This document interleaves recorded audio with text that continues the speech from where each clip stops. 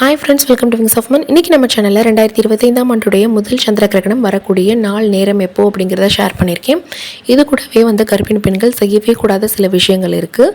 கிரகணத்தப்போ இந்த விஷயங்களை நம்ம பண்ணவே கூடாது அப்படின்னு இருக்கக்கூடிய அந்த முக்கியமான விஷயங்களை இந்த வீடியோவில் நான் ஷேர் பண்ணியிருக்கேன். ஸோ வீடியோ கண்டிப்பாக யூஸ்ஃபுல்லாக இருக்கும், ஸ்கிப் பண்ணாமல் பாருங்கள். நிறைய பேர் சந்திர கிரகணம், சூரிய கிரகணம் இதெல்லாம் நம்ம புத்தகத்தில் படிச்சிருப்போம். பட் இந்த டைமில் டக்குன்னு அது என்ன அப்படிங்கிறது தெரியாமல் இருக்கலாம். அவங்களுக்காக சின்னதாக நான் எக்ஸ்பிளைன் பண்ணிடுறேன். சந்திர கிரகணம் அப்படிங்கிறது பூமி, சூரியன், சந்திரன் இது எல்லாமே ஒரே நேர்கோட்டில் சந்திக்கும் போது சூரியனுக்கும் சந்திரனுக்கும் இடையில் பூமி சூரிய ஒளி சந்திரன் மேலே படாத வண்ணம் மறைத்துட்டு இருக்கும். அப்போது ஆட்டோமேட்டிக்காக பூமியுடைய நிழல் சந்திரன் மேலே படும் இல்லையா? இந்த நிகழ்வை தான் நம்ம சந்திர கிரகணம் அப்படின்னு சொல்கிறோம். இந்த சந்திர கிரகணம் நிகழக்கூடிய நாள் நேரம் என்ன அப்படின்னு கேட்டிங்கன்னா, மார்ச் மாதம் 14ஆம் தேதி வெள்ளிக்கிழமை அன்று இந்த கிரகணமானது நிகழவிருக்குது.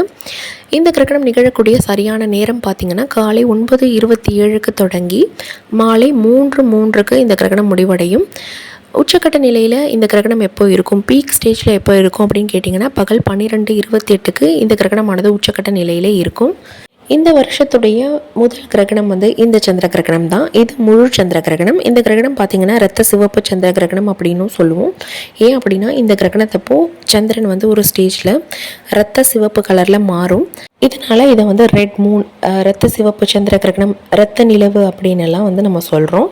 இப்போ இந்த சந்திர கிரகணம் நிகழக்கூடிய அந்த டைமில் நாம் என்னென்ன விஷயங்கள் எல்லாம் செய்யக்கூடாது அப்படிங்கிறத பார்க்குறதுக்கு முன்னாடி இது இந்தியாவில் தெரியுமா அப்படின்னு கேட்டிங்கன்னா, நமக்கு இந்திய நேரப்படி பார்த்திங்கன்னா நமக்கு இந்த கிரகணம் நிகழ போகிறது பகல் பொழுது அப்படிங்கிறதுனால நம்மளால் பார்க்கவோ உணரவோ முடியாது.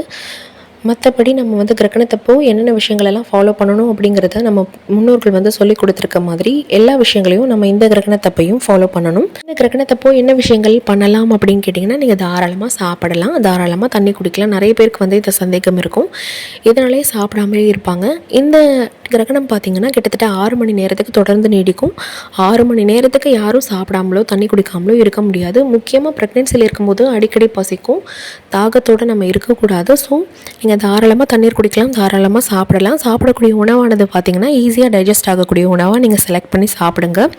ரொம்ப ஆயிலி ஃபுட்டு, எண்ணெயில் பொரிச்சது, ரொம்ப டீப் ஃப்ரை பண்ணது, இந்த மாதிரியான ஹெவியான ஃபுட்டை எடுத்துக்கக்கூடாது. நான்வெஜ் எடுத்துக்க வேண்டாம். ஏன்னா அந்த டைமில் நமக்கு ஜீரண சக்தி ரொம்பவே கம்மியாக இருக்கும். அப்படிங்கிறதுனால தான் இந்த விஷயங்களெல்லாம் நம்ம ஃபாலோ பண்ணுறோம். அதுக்காக நம்ம சாப்பிடவே கூடாது அப்படின்லாம் கிடையாது. ஈஸியாக டைஜஸ்ட் ஆகக்கூடிய ஃபுட்டை பார்த்து நீங்கள் சாப்பிடுங்க. டாக்டர் அந்தந்த வேலைக்கு எடுத்துக்கக்கூடிய அந்த மருந்துகள்லாம் கொடுத்துருப்பாங்கள்ல, அதை நீங்கள் கரெக்டாக ஃபாலோ பண்ணிக்கணும். கிரகணத்தப்போ நம்ம செய்யக்கூடாத விஷயம் என்னன்னா, முக்கியமான விஷயம் நம்ம வெளியே போகக்கூடாது, தேவையில்லாமல் வெளியே அலையக்கூடாது.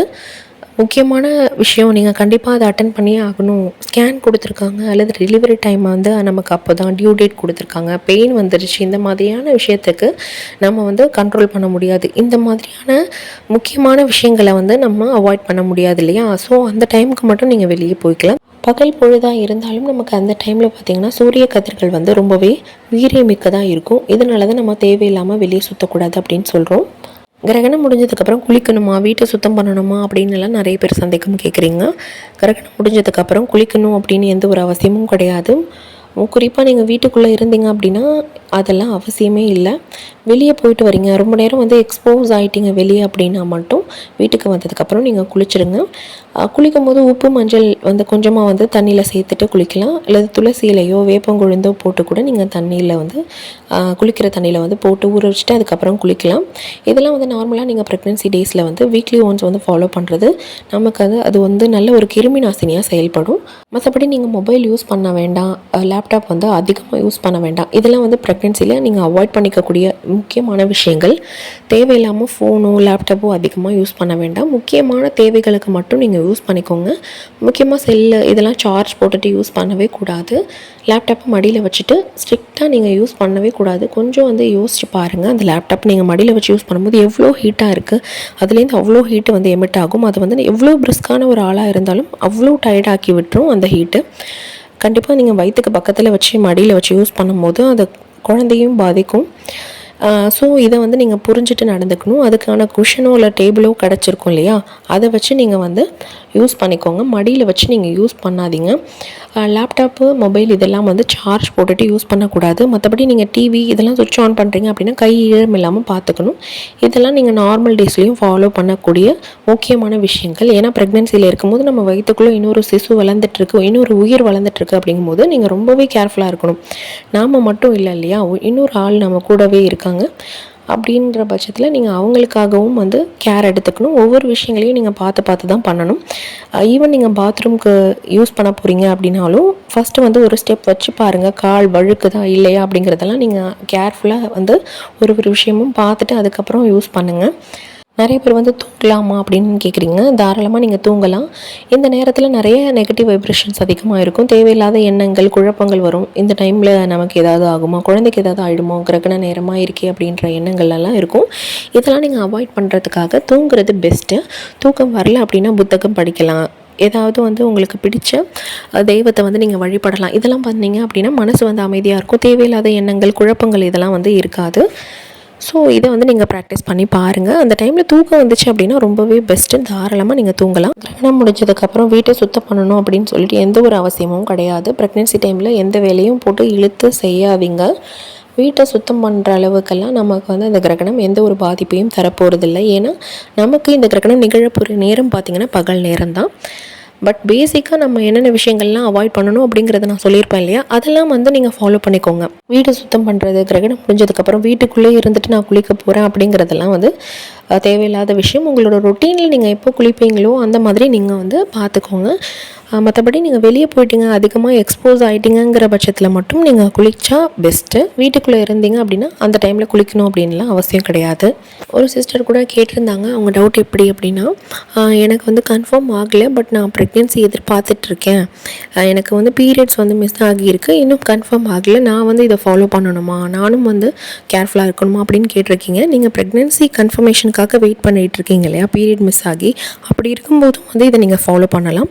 ஏன்னா வந்து உங்களுக்கெல்லாம் ப்ரெக்னென்சி டெஸ்ட்டு தான் வந்து பாசிட்டிவ் வரலையே தவிர உங்களுக்கு வந்து அந்த எம்ப்ரியோ வந்து வயிற்றுக்குள்ளே இருக்கலாம். டெஸ்ட்டு வந்து கொஞ்சம் டிலே ஆகி உங்களுக்கு பாசிட்டிவ் காட்டும் இல்லையா. ஸோ நீங்கள் ப்ரெக்னென்சிக்காக வெயிட் பண்ணிகிட்டு இருக்கீங்க அப்படின்னாலும் இந்த விஷயங்களெல்லாம் நீங்கள் ஃபாலோ பண்ணிக்கலாம். ப்ரெக்னென்சி விமன் அப்படின்னு மட்டும் கிடையாது, குழந்தைங்க, வயசான பெரியவங்களாக இருந்தாலும் இந்த விஷயங்களெல்லாம் நீங்கள் ஃபாலோ பண்ணுறது தவறில்லை. ஸோ தாராளமாக நீங்கள் இதெல்லாம் ஃபாலோ பண்ணிக்கலாம். கூர்மையான பொருட்களை வந்து ஹேண்டில் பண்ணுறதை அவாய்ட் பண்ணிக்கோங்க. ஏன்னா அந்த டைமில் வந்து புவியீர்ப்பு சக்தியில் நிறைய டிஃப்ரென்ஸ் இருக்கும். உலக்கையை நீங்கள் செங்குத்தாக நிறுத்தி வச்சாலும் அந்த கிரகணம் முடிகிற வரைக்கும் விழாது அப்படின்னு சொல்லி கேள்விப்பட்டிருப்பீங்க. ஸோ அந்த அளவுக்கு நம்மளோட புவியீர்ப்பு சக்தியில் டிஃப்ரென்சஸ் இருக்கும். நிறைய வைப்ரேஷன்ஸ் வந்து நெகட்டிவாக இருக்கும். அந்த டைமில் நம்ம கூர்மையான பொருட்களை ஹேண்டில் பண்ணும்போது தவறுதலாக கையெல்லாம் கட் பண்ணிக்கிறதுக்கு வாய்ப்பு இருக்குது. ஸோ இதனால தான் நம்ம வந்து நகை வெட்டி, கத்தி, கத்திரிக்கோள் இந்த மாதிரியான பொருட்களை வந்து யூஸ் பண்ண வேண்டாம் அப்படின்னு சொல்லுவாங்க. நீங்கள் கேர்ஃபுல்லாக ஹேண்டில் பண்ணுவீங்க அப்படின்னா தாராளமாக நீங்கள் ஹேண்டில் பண்ணிக்கலாம். ஏன்னா அந்த டைமில் குக் பண்ணணும், நான் தான் தனியாக இருக்கேன், நான் சமைக்கணும் சிஸ்டர், நான் இதெல்லாம் ஹேண்டில் பண்ணாமல் எப்படி இருக்க முடியும் அப்படின்னு கேட்பீங்க. ஸோ நீங்கள் கொஞ்சம் கேர்ஃபுல்லாக ஹேண்டில் பண்ணிக்கலாம். இது தவிர வேறு எதுவும் சந்தேகம் இருந்துச்சுன்னா தாராளமாக கமெண்ட் செக்ஷனில் கேளுங்க. இந்த வீடியோ கண்டிப்பாக உங்களுக்கு யூஸ்ஃபுல்லாக இருந்திருக்கும் அப்படின்னு நான் நம்புகிறேன். இந்த வீடியோ பிடிச்சிருந்தால் லைக் பண்ணுங்கள். கூடவே நம்ம சேனலை மறக்காமல் சப்ஸ்கிரைப் பண்ணிக்கோங்க. தேங்க்யூ ஸோ மச் ஃபார் வாட்சிங்.